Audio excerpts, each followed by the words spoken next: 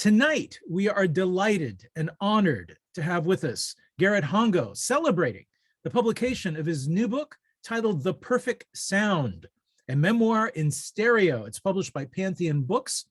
In it, Mr. Hongo immerses himself in his passion for audio. Being one that also has a passion for audio, I have to say I really enjoyed this book. The Perfect Sound is a delightful journey and a personal meditation on the pleasures of sound and the ways in which it becomes an expression of identity, helps us find meaning, fulfillment, and really kind of a freedom of spirit. It's a wonderful book. We're really happy to be featuring it tonight. And Mr. Hongo, he is a poet and educator. He was born on Volcano, Hawaii, and grew up on the North Shore of Oahu and in Los Angeles. His most recent books are The Mirror Diary, Selected Essays, and Coral Road Poems. And he was also nominated for a Pulitzer Prize for poetry for his book, The River of Heaven. A regular contributor to Soundstage Ultra, he lives in Eugene, Oregon, and is distinguished professor in the College of Arts and Sciences at the University of Oregon. So joining him tonight, we are also greatly honored to have with us one of the Bay Area's literary treasures. I am speaking, of course, of Maxine Hong Kingston. As many of you know, she is the author of The Woman Warrior, Chinamen, and the Fifth Book of Peace, amongst other works. She is the recipient of numerous awards. These include the National Book Award, National Book Critics Circle Award, the presidentially conferred National Humanities Award, amongst others. She's worked for many years as a senior lecturer in creative writing at UC Berkeley. She makes her home in Oakland, California. She's done some really vital work with vets in writing. Really very honored to have her. Well, please join us now in giving a warm welcome to Mr. Garrett Hongo and Ms. Maxine Hong Kingston. Welcome to City Lights Live. Well, it's so great to be here. Yeah, I love being with Max anytime, any old way. And it's going to be fun, I think. We have so much that we can talk about besides books and all, but we'll do the best we can. Max suggested to me, it's also wonderful to see so many old friends, former students, and readers of great books like The Woman Warrior and Chinamen and in Hawaii One Summer. It's such a privilege to be with Max tonight. She suggested that I do a little reading first. I'm not going to go on very long, but I'll read a snippet or two from The Perfect Sound. I think what I might do is talk about how I got started in all this, and then we can kick it around, Max and I, about what it means. I think people who don't know what I've been up to are kind of mystified. I remember all my old writer friends writing about the book saying that the memoir is fantastic, but man, there's a lot of equipment stuff in here. That's kind of the same thing they said about Volcano. Well, the family story is great, but what about all those rocks and volcanic activity and flowers and stuff? Why don't you get back to the family? Well, let's see what I can do here. This is from what I call the Preludio, the very first paragraph of the book. And then I'll read a little bit of a chronicle about how I got into this, briefly. It's called Preludio. From here in my stereo room, in my day basement 10 steps down from my entry hallway, much can seem perfect if I close my eyes and just listen. I've all my gear arranged in front of me, across the immaculate midnight blue Chinese carpet, and against the acoustic panel wall, opposite where I sit in my leather club chair, an acquisition from Pottery Barn during my middle-aged bachelor days. So much born of savings and sacrifice. But I hardly care, since the sound here is so gorgeous, it lifts me out of things into a pure fabric of wonderment, adrift amidst all the sublime welter of notes. I start with piano music in the morning, Mozart or Beethoven, concertos performed by the likes of Alfred Brendel or Claudio Arau. The right hand runs so liquidinous across the keyboard, it's as though a clear water of crystalline singing were running over a stream bed of orchestral accompaniment. I glanced at the gleaming enameling on my speakers, brows high, piano black towers that mirror the inset ceiling lights when I switch them on. And I begin to want to flutter my hands like seabirds, barely aloft over a dance line of shorebreak waves, and indulge myself in this rapturous sequestration with music all around me. And that's the first paragraph that talks about the experience of sound. By the way, we're just on the opposite side of my listening room here. This is my study. And then this sort of explains how I got into it. This is the first sort of narrative chapter. It's called The Perfect Sound. I had been a casual lover of music for the longest time during my adult life when a lucky accident happened. Some 15 years ago, as I said, the CD changer in my stereo microsystem suddenly broke down. And I wrote a friend of mine, a former surfer turned English professor in Southern California, whom I knew to be an audiophile, asking for advice about getting a new CD changer to replace it. I'd just come back from Italy, where I heard opera performances at La Scala that were life-changing. They were so grand and beautiful. The magnificent first act of Puccini's La Bohème, about struggling artists in 19th century Paris, had completely changed my attitudes about poetry and music. I suddenly could not do without more of this remarkable art form in my life. To me, a compelling blend of grand music, romantic poetry, and high melodrama.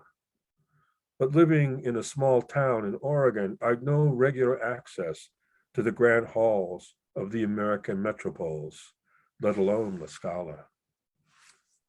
And that's why I got into building a stereo system.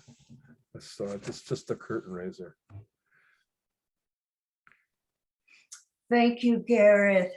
I like the way that that you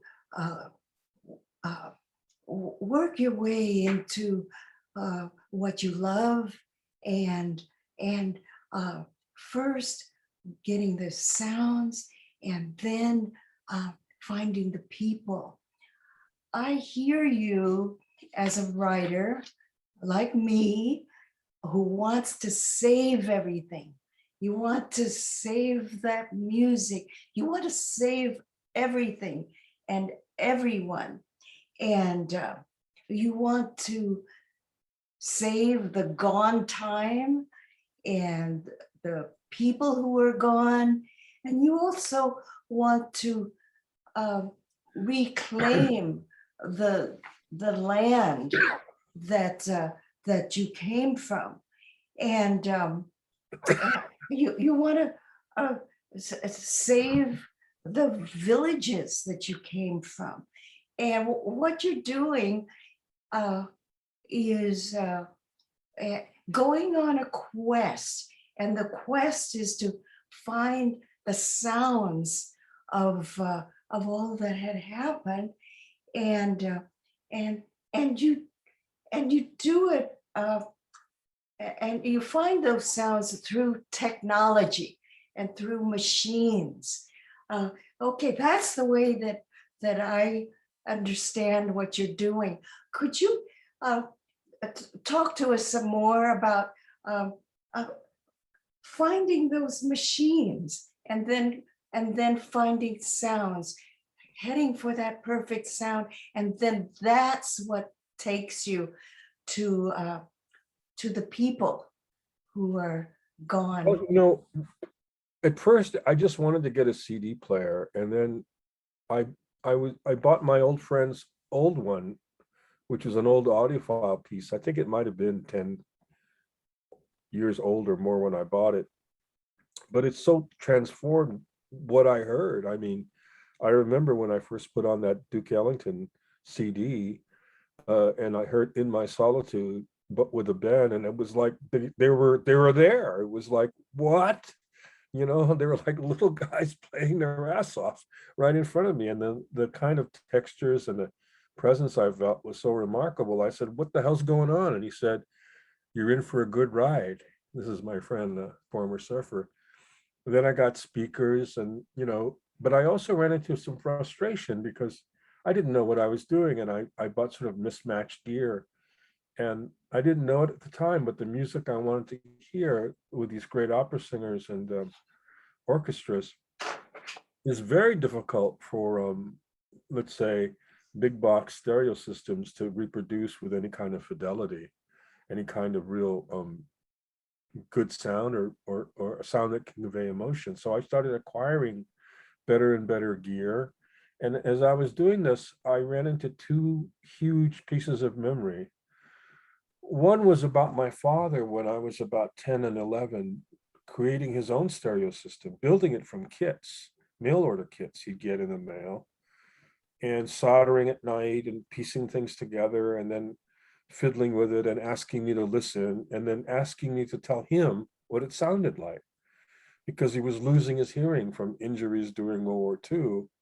And I would, do my best to try to explain what I was hearing of all this big band music, which was so exotic to me, and the Hawaiian hotel music, Alfred Apaka and Arthur Lyman, I remember. And I would try to explain to him in Hawaiian Pidgin English what it sounded like. And then he would change the system, tubes or resistor or capacitor. I didn't have the language for all this then, but that's what he was doing. And then he would ask me to listen again if it was how it was different. And I would have to tell him how it was different. And we did this, for like a couple of weeks, every other month with a new kit. He'd make something, it would be this magical thing. And it would make this wonderful shimmering sound. I remember Arthur Lyman's vibraphones just pitching just like, water in a lagoon, And I remember him being really happy when we got there. And I thought, gee, I helped him. So it made me feel good. The memories of my father and his earnestness came back. And then as an adult, when I did this, when I started remembering it, it just hit me that he was doing this to listen to his music for the last time, because before his hearing disappeared completely. And I thought, wow, wow, what a great thing. What a peaceful quest he was doing with his life. How much honor is in that, What am I doing with that kind of earnestness? And it just floored me. So I wrote a poem, and I had these feelings that just knocked me sideways. And then I started remembering my own life since a child in Hawaii, with music and with sounds. And I started remembering all the moments of my life through music. I started remembering, the old jukebox in the Crescent Cafe on Kamehameha Highway my grandmother had, and playing music in that jukebox. My San Antonio Rose I heard when I was 5 years old, along with all the Hawaiian music, Hi'i Lave and stuff like that. And Elvis, my brother always wanted to play Hound Dog. And all those moments came back. So I started compiling a kind of memoir of being involved with music throughout my childhood and adolescence. And then once we moved to LA, doo-wop, right? The Penguins, the Elegants, the Mellow Kings, the Earth Angel, Tonight Tonight, and those kind of things started coming back. And I started remembering the junior high dances. You know how it is, you just fall into it. But because I was a writer, I wrote about it all. What the gear gave me, to answer your question, was different impressions of sound, different fine remembrances, but also different distinctions in terms of the experience of sound. What it was like to hear a cheap Silvertone stereo in 1966 versus hearing a live band in a club in Hollywood or Sunset Strip when I was a late teen.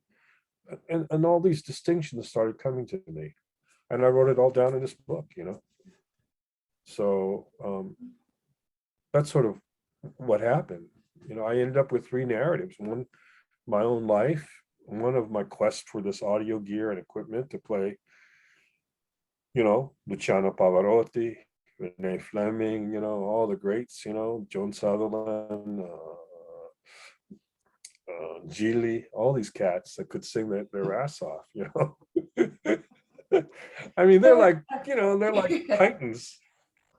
I really love the episode that in the book where your father is playing his music in the war, and he's got his phonograph and he's playing his music, and right in the middle of that war, and so I like it so much that we're going to arrange to reprint it in the next Veterans Anthology that we're going to do. That pleases me so much, it really does. Well, you know what I noticed as I read this long book, that you very often use the word romance and romantic, and you use it in terms of the gear, with the people, with incidents, even with technology and with the music. Very, very often you use that word romance. So I would like to ask, what does romance mean to you? Well, it means a quest, right? The old time thing is it's a quest romance. It can't be romance unless you're striving for something. It means a narrative of moving from a place to a destination that is better somehow. It's also like in the song My Romance, right? My romance doesn't need a thing but me, and it's about love. It's about eros. It's about fulfillment, and in a way, finding a match, right? A love match, a life match, reaching something so you feel fulfilled. It's like the story of Tanabata, a herd boy and weaver girl, finally being able to meet across the river of heaven. It's about fulfillment, and it's almost cosmic beyond the carnal, and it means all those things for me. It's also a romance of memory, that by remembering, I can live again. I can live all these people. I can enter those times. I can go from my small, pastoral surroundings here in Eugene, Oregon, back to the North Shore of Oahu, where I hear my cousin bellowing through his cupped hands, sending his voice across the sea. And I can hear my father, or imagine my father, trying to play that phonograph in the middle of Vada on the seashore of Tuscany in Italy in 1944. And the music he was listening to that moved him. It's the romance of really, I don't know that people will appreciate this, but it's the romance of being a poet, being able to travel, like Sen-in in Japanese. The poet means a magician as well, right? So you're not simply a writer, but you're able to fly through time and space to other incarnations. And that idea of poetry being also wizardry has stayed with me since, I was a kid reading all those tales when I was in Kahuku in Hawaii. And I still feel that way. That's the romance. Romance is this fun wishing to move the mind to other people, other times, and other experiences, and have them be fulfilling. I don't know. Yeah. You write poetry and you write prose, and you have this ear that you hear music, you hear rhythms, and I see it coming out in your poetry and prose. There's the jazz rhythms, there's that Italian opera romance, and there's Pidgin English, and there's Hawaiian, there's Japanese, all of those sounds, all that music, it comes through in your poetry and prose. I remember you and I were talking, and there was something was coming to you. You said it was a poem or a story, I don't know what, but you said something is coming, and it's coming from my foot. And I thought, wow. And at this point, I don't remember whether it's in your left foot or your right foot, but you were saying it's coming up from my foot. And at the time I was thinking, is that good or bad? Is this a bad poem? And it's so bad, it's coming from way down there in the foot? Or does it mean it's a wonderful, good poem it's coming? Okay. So, well, I don't mean to embarrass you though, but I have to say, I didn't find my voice. I was at Irvine in graduate school studying with Charles Wright, and I was trying to write poems that mattered, that meant something, that felt something, because I had, a fair amount of learning, having a good undergraduate and graduate education before that, but I couldn't put it together into something that was mine, that sounded like mine, that created an emotion that I recognized was mine, I could imitate like hell, but it meant nothing. And I remember reading The Woman Warrior and Chinamen, and you're saying that the cadence of the language, the verse, the rhythm was what wrote the books for you, that you found a sound that you could write to, a music, like the old Chinese poets. And I went, that's it. Oh, I have to have that. How do I get that?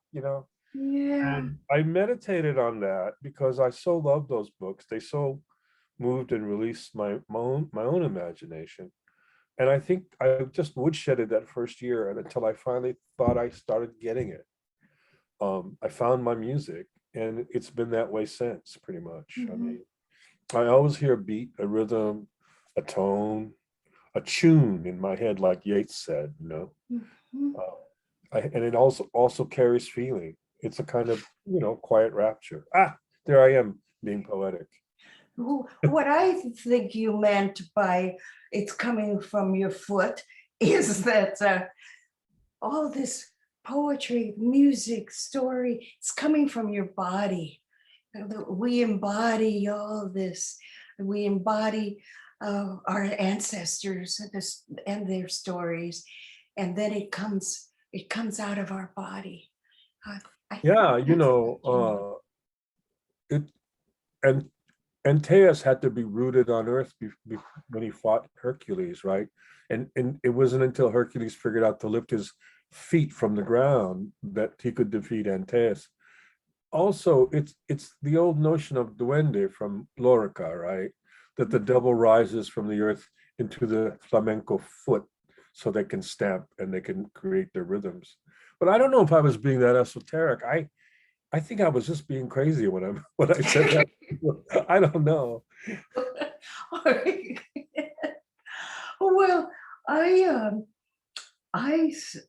when I read Coral Road, especially, and then also reading Volcano and the new book and Perfect Sound, I see you claiming Hawaii, and you were writing stories that you're saying, this is my place and these are my stories, and this brings me to a memory in the 1970s when there was a talk story conference in Hawaii. And this was going to bring together Asian American writers and Hawaiʻi writers. And this was at a time when we hadn't the name Asian American hadn't reached Hawaii yet. In Hawaii, we were still saying, what is this? Orientals. Okay, we Orientals will get together and be in the story in this conference.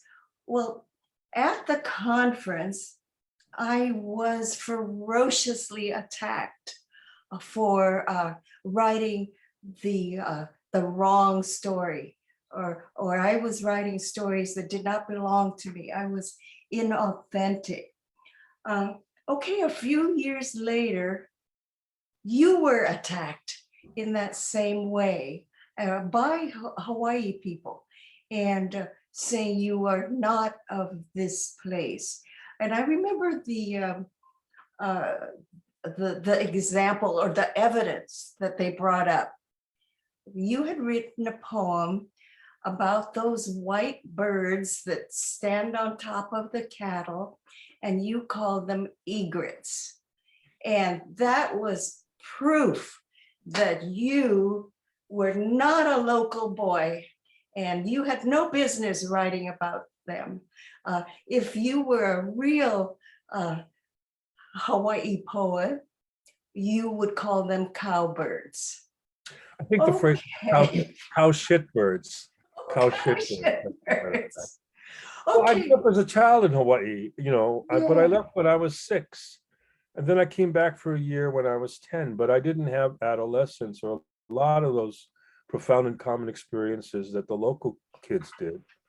And they felt that to be an authentic local writer, you had to have a completely local experience. They hadn't the notion of diasporic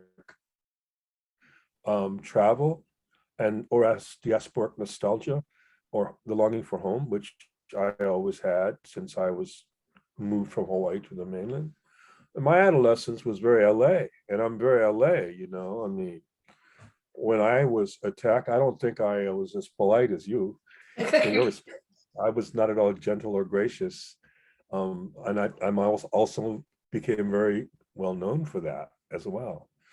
I think that the tribalisms that occur are also outgrowths of tyranny.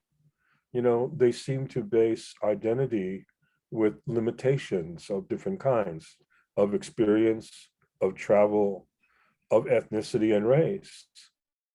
I was having dinner with my wonderful friend, the Japanese historian, Samuel K. Yamashita, Sheffield professor of history at Pomona College, my alma mater. He is an expert in Tokugawa history, 18th century Japanese letters, you know, the pilot letters, the survivors of World War II, coming from the Yayoi period. And he's also written about local cuisine by the sort of top chefs, you know, that all came up. We're having dinner at Illinois. He wanted.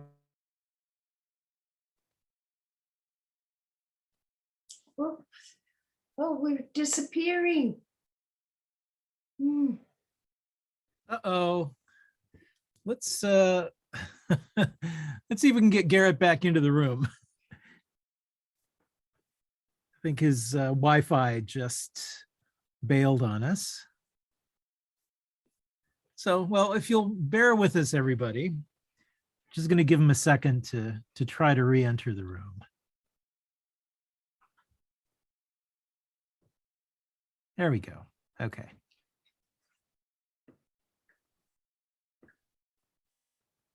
All right. Can you hear us? Having dinner. Yeah, we're having dinner, Sam and I, and Sam's explaining the wine list to me.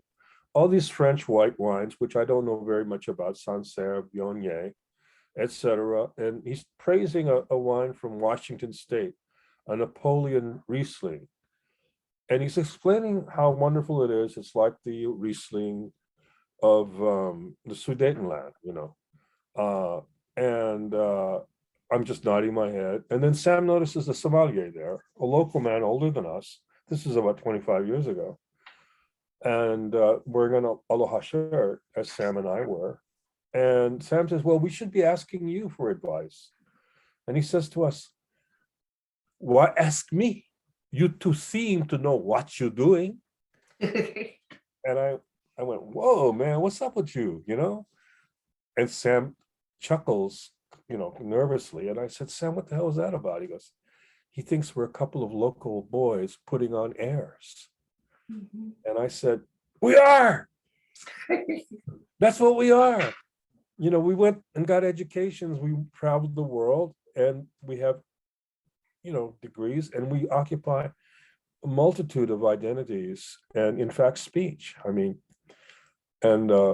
he said, Garrett, if we had stayed in Hawaii, they would have killed us.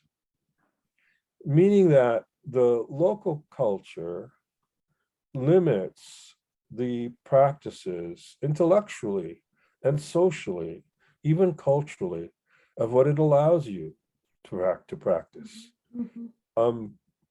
What I found is it doesn't allow for my father, who ended and lived most of his adult life in LA, never being able to go back home. He always talked about Hawaii as home before he died, and that fact just wrenched my heart. And because I wanted to be more like him, I went back to live in Volcano for 3.5 years. It was important to me to be more his son. And that's my own sort of odyssey and my own quest. If I am attacked, so be it. I can attack back as well. I don't take it lightly. As you know, when you told me I was the only Asian American male writer who defended you. Yes. I had no idea. I was shocked when you told me that. I thought it was shameful. But these are restrictive acts as far as I'm concerned. Alas, to me, they're also ignorant and damaging, limiting. Now, there is also a problematic, I don't mean to be overly, intellectual and theoretical, but with regard to the representation of, let's say, Hawaii or the local culture, that they see the diasporic representation of Hawaii as competitive or displacing the local iteration is a political fact of power. And it doesn't depend on either group, either me or the local writers. It depends on the general working of power within the structure of our culture and society. That is beyond us. The fact that you rose to prominence with The Woman Warrior and were read all over the world is an acknowledgement of your insights, your worth, and achievement. But its repetition in terms of things like sales and even reputation is out of your hands. You can't, it's not your fault for being famous. It's not your fault for being successful. It's not your fault for having an attractive imagination with regard to old Chinese folk tales. That it was branded so, to me, was frankly disgraceful. And I always said that. It wasn't even a thought. I just mean, no, that's wrong. All of this is still going on, all these attacks. And now there's new words for it, cultural appropriation, to who has a right to write about anybody else. People are having problems getting published because one is writing about a culture that they only imagine. Well, so then, But look at this, Max, we're writing in English. We're ethnically Asian and we're writing in English. What about that? I talk like I'm from South Central LA because I grew up there. What am I doing? Am I appropriating the Black speech? No, man. Asians like me talk like that back home all the time. It's not my problem if you've got a problem with it. It's very simple.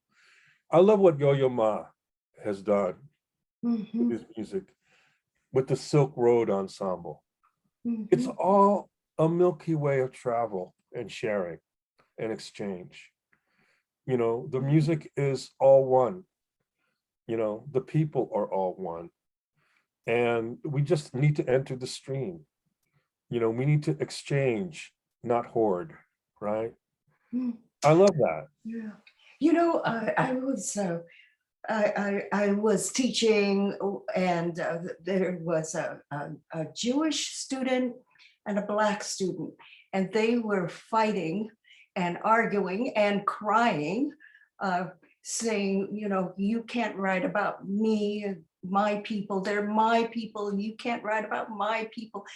And so I broke up the fight, and I just gave everybody permission to, anybody can write about anybody. And I told them that that was what I am teaching, and this is the license that I've given to everybody in my class. Okay. Well, yeah, I write about Black people and Black artists, musicians and poets in my book. I mean, I talk about doo-wop from Black singers and versus white singers at the time. And I also write about Etheridge Knight and Robert Hayden, two teachers of mine, mentors of mine. I also write about Son House playing the blues, but I also write about Johnny Winter, an albino white man from Texas playing the blues, you know. Man, what is about me and my brother? I mean, we're playing the blues.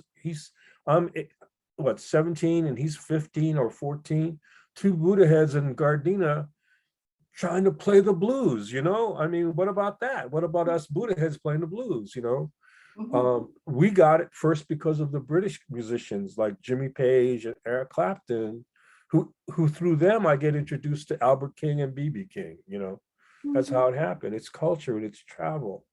And I don't think you can put a boundary around it or stick a flag to it. I think that's, I don't have a lot of fondness for that attitude. Okay, so then in 1993, you published The Open Boat, Poems from Asian America. Poems from Asia America. Okay, so you were the editor. So how did you decide who to include and exclude? I just put people I thought were happening, you know, just like putting together a dance party, you know what I mean? And I remember I took a lot of shit for putting Aga Shahid Ali, who's not a real East Asian, people said. He's from like Kashmir in India. He's a South Asian guy. What the hell are you putting him in there for? I said, because I think he's great and he's an American, man. He should be known, Shahid Ali. Florence Ogawa, you know, the poet she was the first poet in the book, and she's known as a Black poet. You can't put a Black poet in there. I said, she's half Japanese. She's half Japanese. What I was saying was that it's a multiracial category. It's the open boat. We're not going to close people out, you know. Wanda Coleman wrote a nasty review in the LA Times saying that, you know, Asian Americans are historically East Asians and East Asians only, and they've gone through 3 generations of oppression. You can't have anybody who's like a 1.5, like the new Korean American writers, or the one, you know, the newly immigrated after 65. And they asked me to write a response to her review, and I said, Wanda Coleman is a racist pig. Oh, you know. You know, I mean, that whole thing is just full of shit. You can't do that. We became a new country, a new America with the influx of the immigrants after 1965. And we need to include them too in our notions of who is American. I was also criticized for including avant-garde Asian American poets like May Bursenbrugge, you know, and John Yao, you know, or Jim Mitsui, who a lot of Asian American West Coast guys thought was too effeminate, you know. I said, man, so your idea of an Asian American poet is some kind of macho male guy, right? It has to be like that. And they said, no, that's not what I'm saying. I said, no, that's what you're saying, man. People haven't questioned these kinds of parochialisms with their ideas of identity. And I really wanted to crack that open, you know. I remember my cousin, Roger Minami, when I was growing up in Gardena as a 14-year-old, he was on TV as a dancer on Where the Action Is, right? He later became a Vegas dancer and then the choreographer for Liza Minnelli and Margaret. He's retired to Acapulco now. We're still in touch. He's gay. he was not allowed by his family to attend his own mother's funeral. And that really bothered me when I was a teenager. Because, Roger was one who taught me and my brother how to dance, right? Right? He was a great fellow. And I never forgot it. Also, he was an artist. But there was this prohibition against certain kinds of orientation that was applied to him unfairly. And I just thought that was wrong, right? I just felt it was wrong. I was criticized for having Black friends when I was in high school, non-Asian friends. I said, well, it's just not interesting to be so limited, you know what I mean? I don't think it's a way to build the good, as Confucius might have said. I think it's the good in all of us, and it needs to be acknowledged, it needs to travel. And I feel good when it's respected. I don't feel good when it's disrespected. My father was misunderstood, I think, because he only spoke pidgin English all his life, and people thought him uneducated. That to me also was a wrong, that I needed to write in the way I write. Why don't I read the little piece on Moonglow about my father in Italy that you like? It's later in the book. It comes in a section, I think, of when I talk a lot about tubes, believe it or not. And then I had enough of all that technical stuff and I wanted to write about something else. It's called Moonglow. I imagine my father at 17, crouching outside his pup tent in Vada in July of that hot summer of 44. The regiment had just finished a tough campaign from Suvoreto to Colli Salvetti to the Tuscan foothills, driving the Germans out of several hill towns and villages just up from the seacoast, where they'd come and bivouac for a break.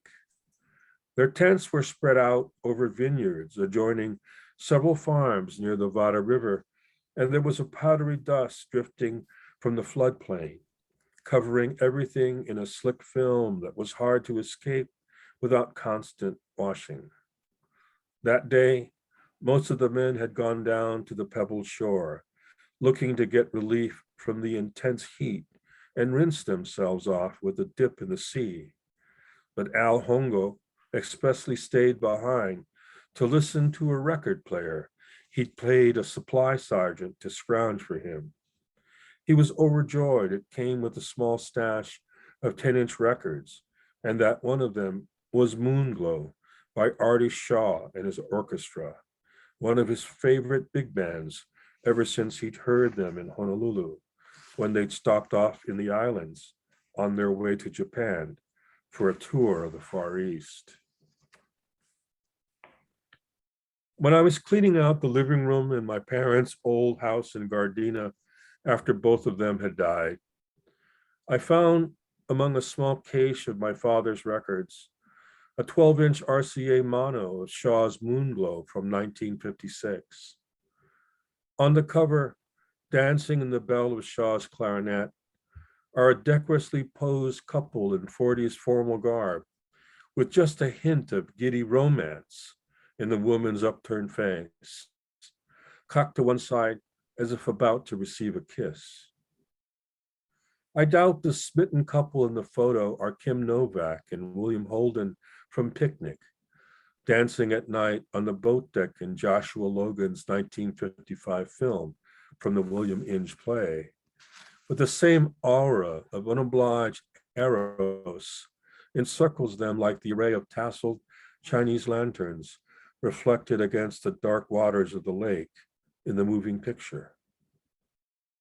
When I play the record on my mono rig, an Ortofon CG25 DR Mark II SPU cartridge with a dedicated STM25 step up and via the moving magnet setting of my phono preamp, I sometimes stare at the cover and put my folks, Albert and Louise, there inside Shaw's Ebony Bell, dancing on the floor of the USO in Honolulu, the world to come, signified by the light purple wash of the album's cover, the god of yellow letters in its titling, a forecast from the glow of their final abode in the modest lights of the urban night sky over Los Angeles.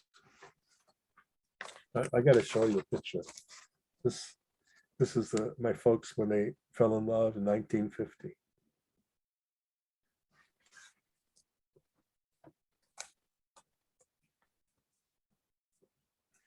Thank you, Garrett.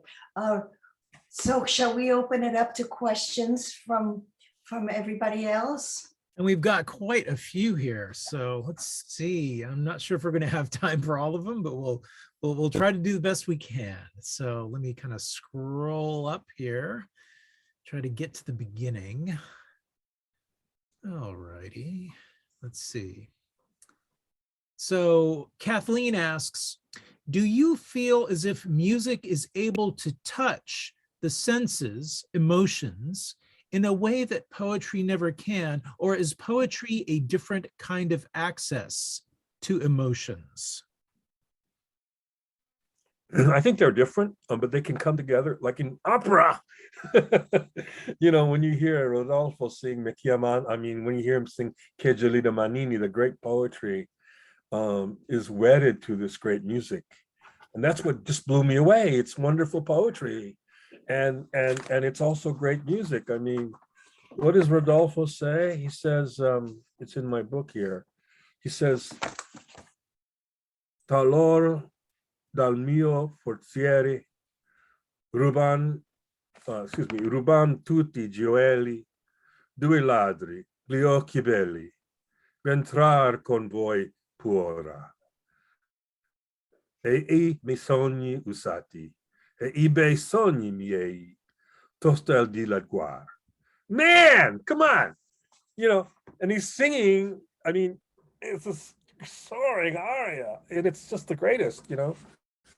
And I think they're together. I think, you know, it's a sentient quiet, as Percy Bysshe Shelley said, it's an intellectual beauty that is poetry. But I think music is a kind of bodily beauty, you know, and it's just cool when you can put it together in an art form like jazz or opera. I mean, when Sarah Vaughan sings, it's just like, you know, it's the greatest as well. Or Marlene Tsai, my mother's favorite singer in Oahu, her Ka'inoa, you know, and it just fills you. I can't say enough about it. I mean, I wrote a whole book about it, you know, and then because I'm a poet, I think I have a special fondness for the lyric wedding to the music, you know, all those great songs, you know, My Romance I mentioned, but In My Solitude, Angel Eyes, man, you know, just they kill me. Those lyrics just kill me. I think they are together, and we separate them because of, I think, folly in some ways. And I think the great songs and the great operas bring them all together, you know. Even something as basic as a tune called Money, what's that group called? I can't remember their name, but one of my students was praising them the other day. They're on the album Dark Side of the Moon. Pink Floyd, I think that's what they're called. It's okay, you know, it's all right. I like Ellington more, but that's just me. I don't know if that answers the question, though. I mean, that's the best I could do. And then, of course, there's the OJ's version of Money, which I haven't heard him, man. Yeah. Let's see. So JWB asks, I have a two-headed question, a Garrett question for Maxine and a Maxine question. Oh, for cool. Garrett. This is great. This is great. All right. So Maxine, please tell us what music you were listening to between 1962 and 1967 when you lived in Berkeley and everyone came to parties at your house. And Garrett, there were complaints about the exclusion of Asian American writers from the 1991 anthology Beneath the Single Moon, a roundup of American poets associated with Buddhism, and an open vote that Asian American writers in that selection were foregrounding facility with pop culture say more than knowledge of Asian philosophy, religion, maybe to avoid being seen in relation to cliches? My question is, could you say a bit about your relation to Buddhism and spirituality? Maybe have Maxine go first. Oh gosh. Oh, well, John, that's a hard question for me because I see myself as unmusical. I have no ear for music. I even try to shut it out because there is a music that's in my inside of me, and there's something that I hear, and what I try to do is I shut out everything else, and I don't know music, and and the only reason that I even try to listen to it nowadays is that my son is a musician, and so then I have had to learn what he plays, what he listens to, what he composes, and I think I've done a pretty good job.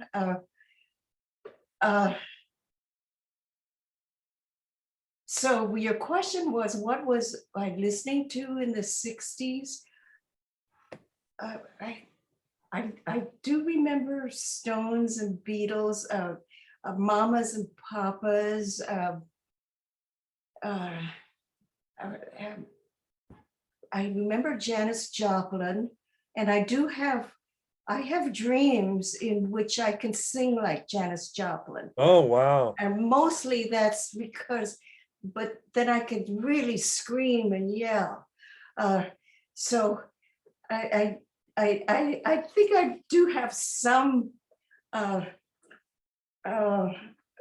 musical, at least in my dreams, I have some musical ability. When I was a kid, I did join some choirs and sing in school, and I remember a teacher saying to me, "Oh, you should take music lessons. You should take voice lessons." I took it as a compliment. I thought, "Oh, I'm so good, I should go further." And then I think back on it, I was so bad, I should take some lessons.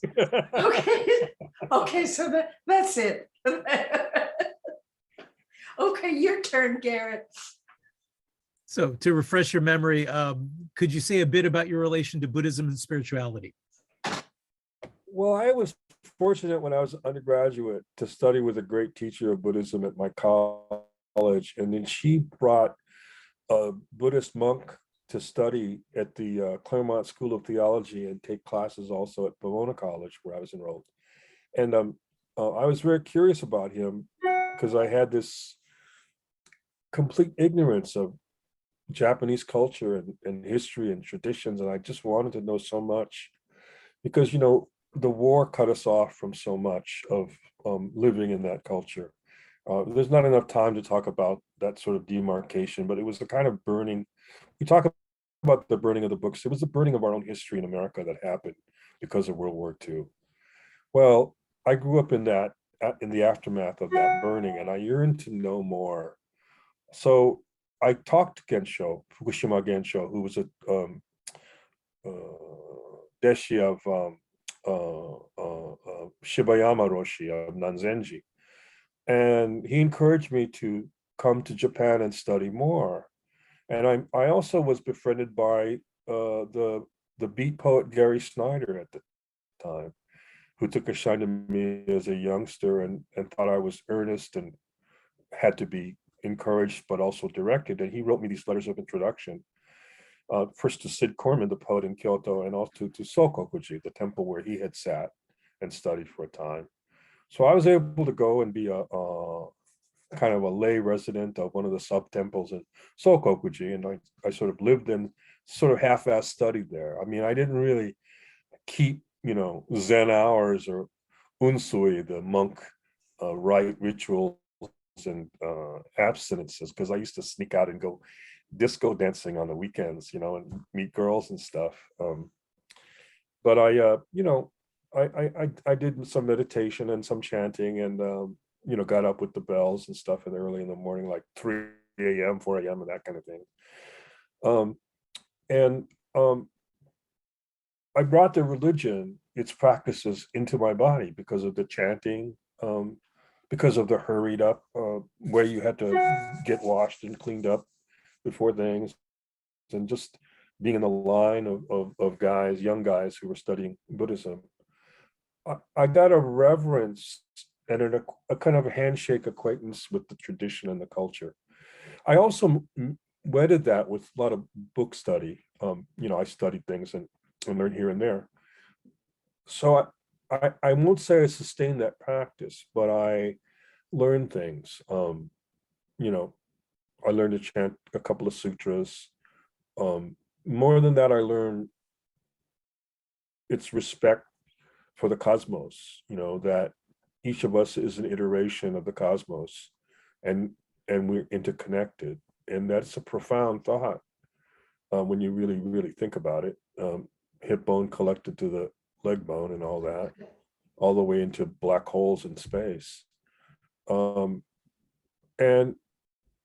its profundity certainly invaded my consciousness. And that's my connection. I did practice sitting for a while. I have to say that I dislike organized Buddhism in the same way I found other organized things dislikable. And I ceased associating, maybe to my own detriment, to my own demise, I suppose. But I have this respect, and I understand my grandfather, who was a practicing Jodo Shinshu Buddhist. And I know all the different sects, and the histories and how they interact and what parts of the teachings of Buddha that they emphasize. And I have that knowledge. I would say that I have as much respect for Buddhism as I do Christianity. I mean, I studied the Bible and made the same kind of study that way. And I did not join any sect of Christianity, but I have a great deal of love and affection for the Bible. Not Paul so much, but certainly the Pentateuch, and the Gospels. So it's like that. There are many poets who are Buddhists, by the way, but it's not known. They don't advertise. They don't wear it as a badge of advertising and attraction. They're very quiet about it, modest about it. It's just part of their lives. I know who they are. They know who they are. But they don't use it as a way to attract attention, and I respect that. I think that's possibly the best way to be, I have a comment and question from David Murrah. Writers face different historical and literary realities. And then there are the specifics of being an Asian American writer of a certain generation. Garrett and Maxine come from different generations. As Garrett makes clear, Maxine did work that broke new ground and opened up certain roads for us. Garrett then helped in many ways younger writers, including younger Asian American writers. Could you speak about these generational differences and perhaps where each of you see Asian American writing in the present, including the climate of anti-Asian hate crimes these past couple of years?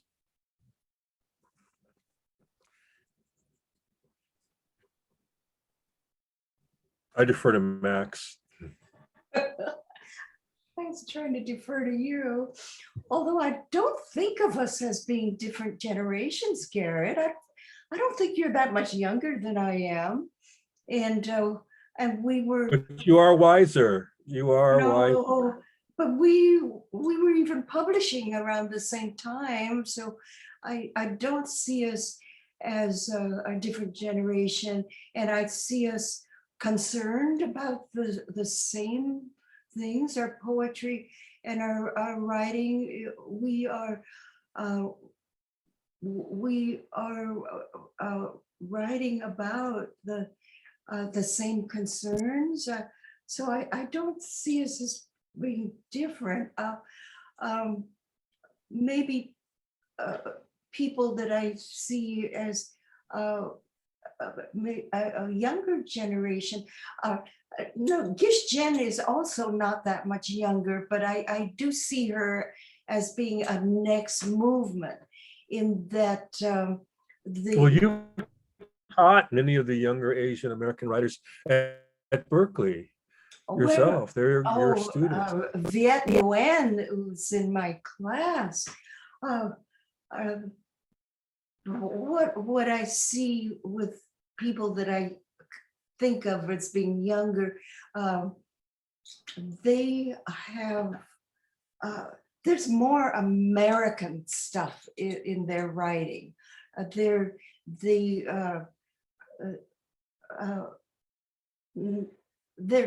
less of going way back into mythic times. Maybe less depending on finding the ancient stories or stories from the old country to sustain us here. They're able more to deal with what's happening like right now. So a lot of your stories from Chinamen came from the stories you heard the old bachelors tell in Stockton when you were growing up, and listening to them when you were a little girl, and loving the tales they told of the old days in the West and things like that. And also in the Woman Warrior, you have tales of Fa Mulan, like I grew up with tales of Monkey, in Hawaii. And it's this fabulous imagination that you exercise to make a bridge between our American experience and the sort of immigrant generations and what they brought over. I have a lot of feeling for the Nisei, the second generation Japanese Americans, my sort of Kumumele Wakako Yamauchi, and all that you told me about the pre-war experience and the experience in the internment camps and what Nisei were like, because they were so stoic and uncommunicative to us younger Sansei, third generation. She opened all that up, and then I was happy to read them, and to think about all their first writings in English, Wakako and Isai Yamamoto and Toshio Mori. I also think of my own I had the privilege of being a teacher of Chiang Rai-Lee's, the great Korean American novelist. And someday we're going to have to arrange a boxing match between Viet and Chiang Rai because our pupils, and see who's going to win. But I agree with you. Their focus more is on the American experience somehow. They're not so worried about the bridge as we were, as we are. I think that's so.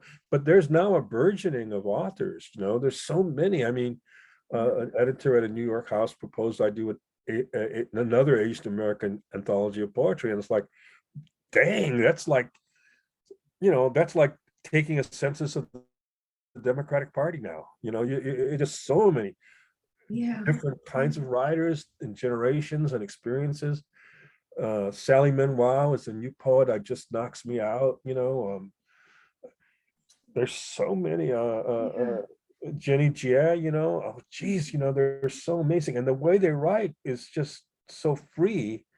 And they're more like abstract expressionists, as poets than and I feel like I'm a fauvist or something. And they're working in all genres. It's wonderful. David, the other part of your question was about this Asian American hate that's happening right now. I don't know whether it's just right now. I think it's been there. It's been continuous, and maybe we're just counting it now. One of our own dear friends, David Henry Wong, was stabbed in the neck on the street of New York City. It's come to us in our community very violently and materially in that incident. I feel it all the time, and I do think it's not that different than the Jap hatred during World War II, the Chinese Exclusion Act, the anti-alien land laws, the hanging of the Chinese workers in Wyoming, you know, the massacres that occurred, the massacre of the Chinese in LA Chinatown, and their hanging, the burning of Chinatown in San Francisco. It's been going on. It's just reported differently, like we should be better, when the fact is that this America is violence. America has been killing and robbing, depriving indigenous peoples, enslaving African Americans, importing East Asian laborers.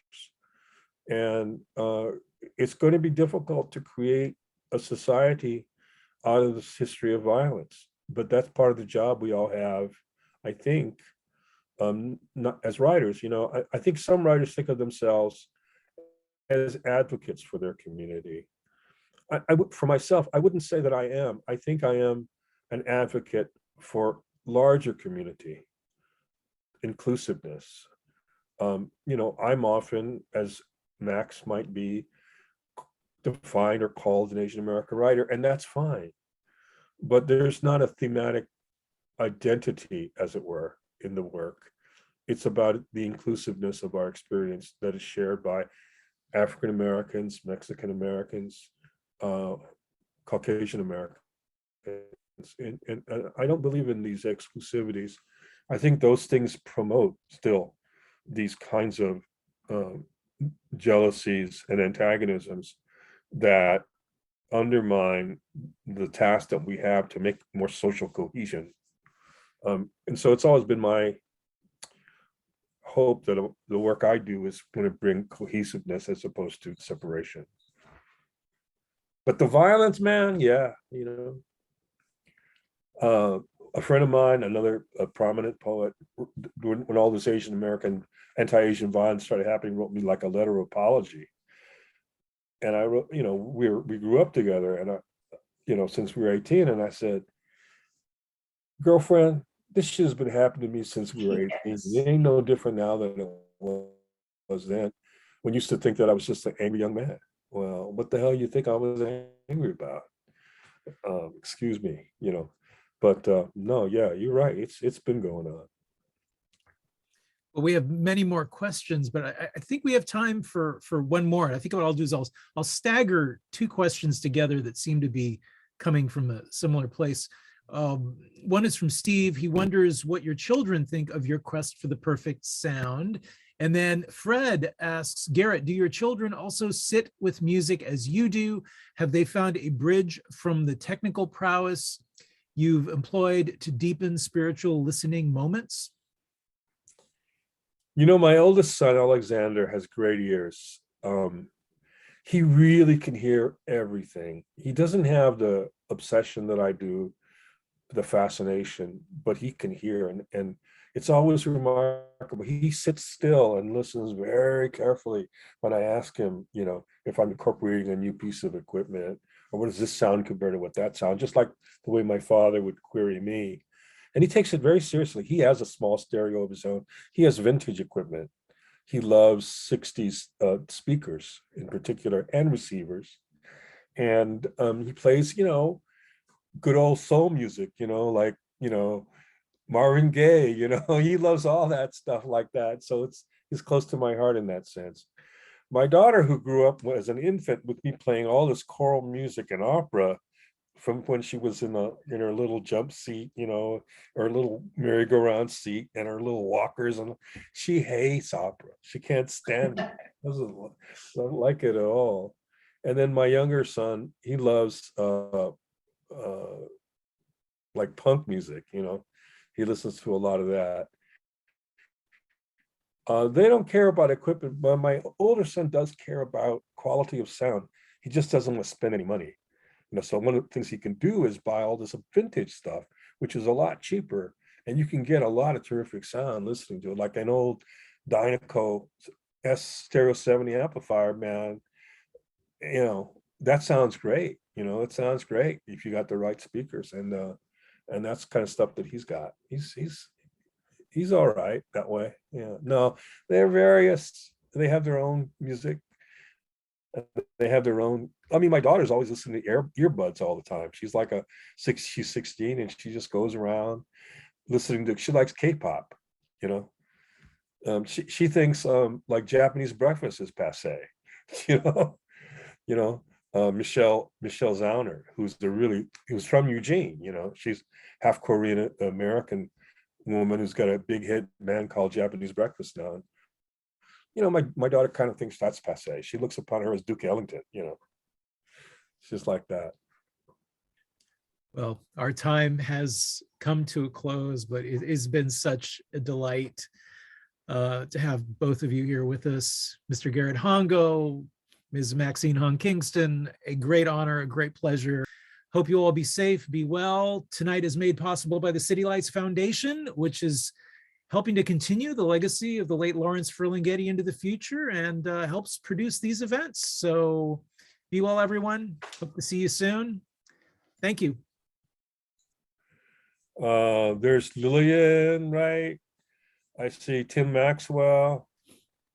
Wonderful discussion, Garrett and Maxine.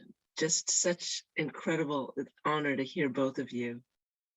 And congratulations on the perfect sound, Garrett. Thank you. I saw Roy and Brian, they were here too. I don't know if they're still here. Karen is here. Karen Yamashita is here. Yes, yes. Oh, Karen and John Wayland Bridge. And Hi, now Karen. Gardena is here. Glenn Fukushima is also here. And look at the Hagoromo you're wearing. Oh, you like this? Yeah. Yeah. Yeah, my uncle gave it to me. He had one in red and one in blue, and he gave me the yellow one. So this back is my studio, but I blurred it, so you can do that, you know. I don't know how to do that stuff, man. You're so advanced. Yeah, it's so beautiful to see you, Maxine. Yes. Oh, it's so beautiful to see you too, Oh my Karen. gosh, I never see anybody anymore. Me neither. Oh, I love your hair going white. Oh, well, Good. hey, you Yes, started here the we trend. are. Oh, it's so great that you guys had this conversation, the two of you. That's so beautiful because you go way back. Yeah, and it's a beautiful story. I love it. And thank you, Garrett. I'm glad you finally published this book. Yeah. Yeah, it's so wonderful. I'm so happy it's out. That's wonderful. Beautiful. You come a long way with your dad's equipment and that whole story. I remember accompanying you to, those tech sessions and, sitting around listening to the music with you, and you wanted to get some cable. It was just a cable, maybe, or it was some amplifier. I learned something about that, but I made Karen come with me when I was shopping for equipment one day in San Francisco. And I don't know how long I made her sit and listen with me as I was trying all these different kinds of gear. right. So get this. So we went from San Jose to Oakland to San Francisco. We went to maybe 4 places. And it was 3 o'clock. And we had started in the morning about 10, I think. And I was the one driving. At one point, I finally said, Garrett, can we eat? Because he forgot to eat. That guy forgot to eat. I never had lunch. It was so mean. I was driving away and I was thinking, no, this is not possible. Yeah. Well, you just basically had to live in my mania, and Yeah, I was obsessed. It's obsessed. Okay, speaking of eating, I think that Earl has cooked dinner. Oh, So I am going to say good night, everybody. It was say hello so- to Earl. Okay, so good being with you. I want to say hi to Sam. Sam Yamashita was here. I don't know if you heard the story I told about us. See if I can get him unmuted. There we go. I'm sorry I'm late. I was at a dinner and I was stuck. Sam, I told the story of you and I having dinner in Alan Wong's long ago. I remember that. Yeah. Do you remember the sommelier? No, I think I'd had too much wine. told that story. So what happened? I don't remember. He didn't like it that you knew so much about Sancerre, Viognier, and Riesling. I was faking it, Garrett. That's what we do. That's what Yeah. historians do, you know. We're only stragglers now. I'll let you all go. I've got dinner for my little girl going as well. Thank you all for coming. It's been great to see you all, and thanks for putting up with our inanities.